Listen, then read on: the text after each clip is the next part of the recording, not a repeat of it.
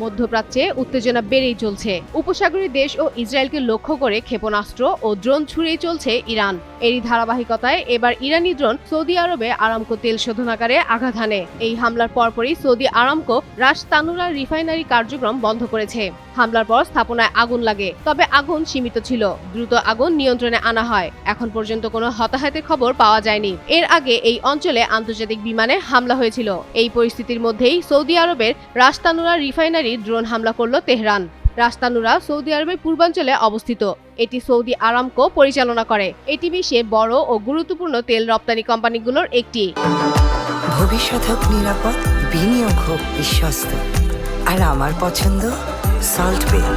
Welcome to salt বে। এখানে প্রতিদিন 5,50,000 ব্যারেলের বেশি অপরিশোধিত তেল শোধন করা যায়। এই স্থাপনায় শোধন ইউনিট রয়েছে, বড় বড় সংরক্ষণ ট্যাঙ্ক রয়েছে, পাইপলাইনের নেটওয়ার্ক রয়েছে। আন্তর্জাতিক তেলবাহী জাহাজের জন্য বড় বন্দরও আছে। বৈশ্বিক জ্বালানি সরবরাহে এ স্থানের বড় ভূমিকা আছে। হামলার পর সতর্কতা স্বরূপ শোধনাগারে কার্যক্রম স্থগিত করা হয়েছে বলে জানিয়েছে মার্কিন সংবাদ মাধ্যম ব্লুমবার্গ।